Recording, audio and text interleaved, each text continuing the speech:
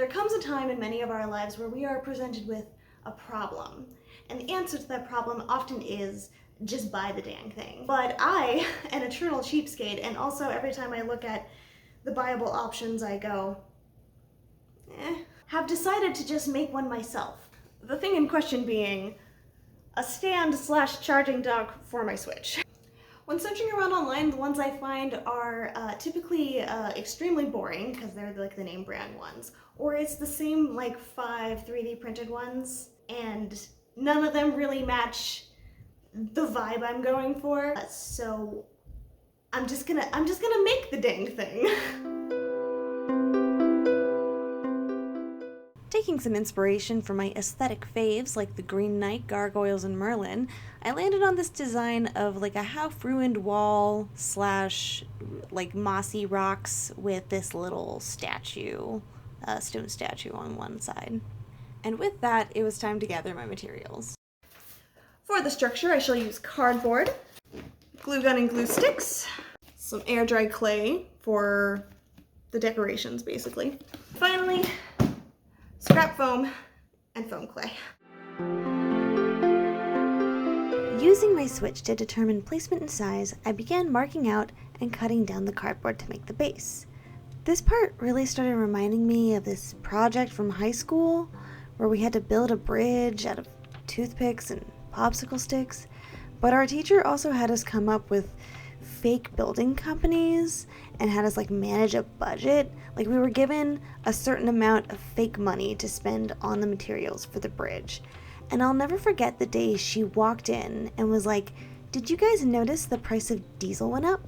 Well, when diesel goes up in price, so does everything else." And then rose the fake prices of the fake money for the building materials. And that was my first exposure to how the economy works. And you know, they say Texas public schools don't teach you anything, but that experience made me so wary of diesel prices forever now.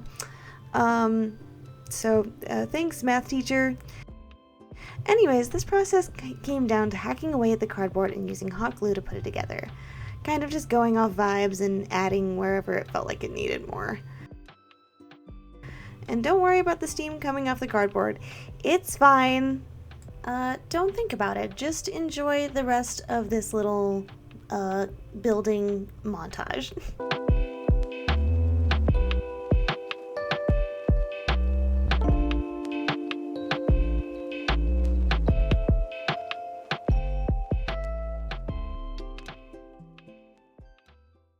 Would you guys like to see the ugliest base layer you've ever laid your eyes on?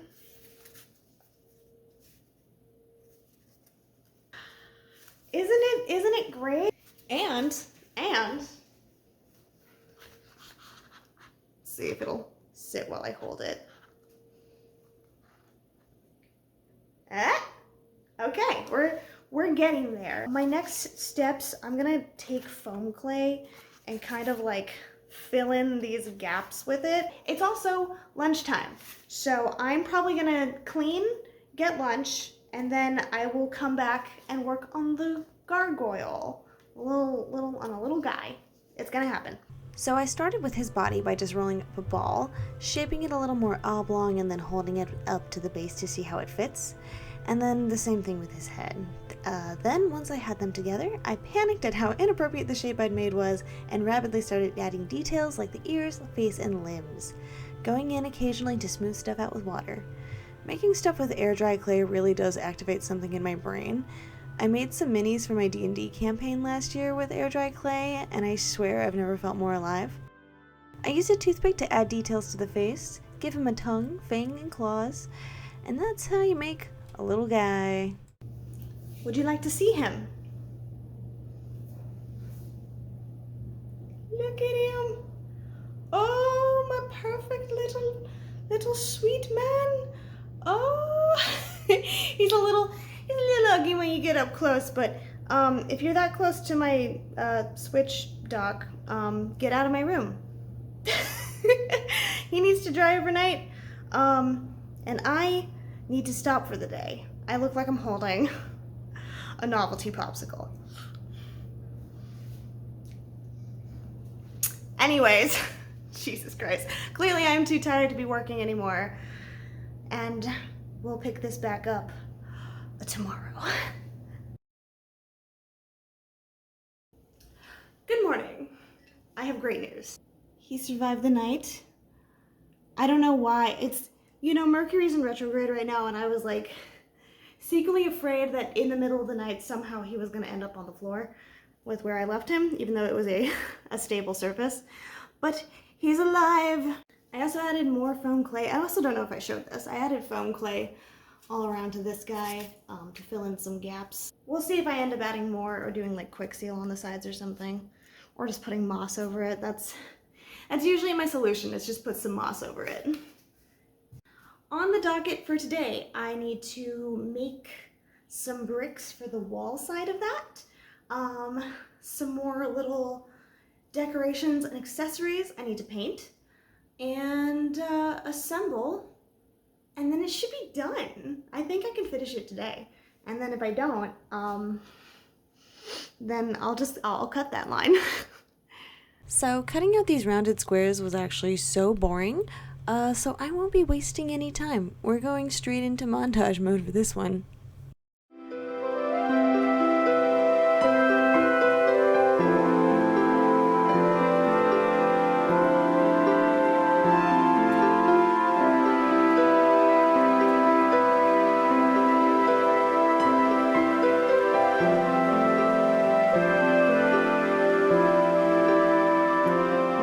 With all that done, it was finally time for... Now, I've painted many stone structures in my time, and my go-to color mixture is a dark tan with a metallic gunmetal. This part doesn't really have any rhyme or reason, but oh man, it was so satisfying finally giving everything color and adding weathering with the classic watered down acrylic plus paper towel method, gluing all the moss on and adding character until it was at last time for the reveal.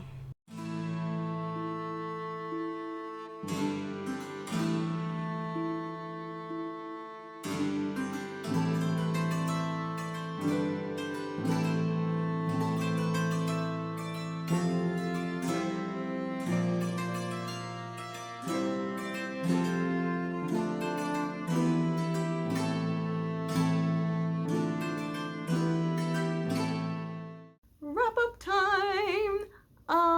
I love it. I really do. I love this little gargoyle man that does still have hot glue strings on him, but that's fine. And I didn't spend a single dollar on it. Yeah, I love it. It's exactly my vibe. It's exactly my aesthetic, which is the exact crossroads between like nightcore and mosscore. I do think I'd like eventually to like go back in and add more stuff to it, but for now, and also if I can find maybe like a swivel cord for, I feel like that has to be a thing that exists, right? If I can find a different and more flexible power cord for my Switch, Jesus. I almost said 3DS. That's definitely not what that is. Anyways, either way, I think it's super cute. It serves its purpose. It fits super well on my nightstand. And it's got a little guy. It's got a little friend. Yeah. Thank you so much for watching. If you want to stick around, you can subscribe. Consider commenting and liking as well to help support the video. If you want to further support the channel, you can check out my Ko-Fi. Nothing there is actually behind a paywall, so you can look at what I'm working on, my bigger projects, other sneak previews of stuff that I'm working on. And you just check it out there. I also wanted to thank my friend Allie of the Dreadhalla Tavern. She did the intro and outro music for my videos. She's great. If you like cool medieval tavern music or Dragon Age, you should definitely check her out. She is on YouTube and basically every other music streaming platform, I think.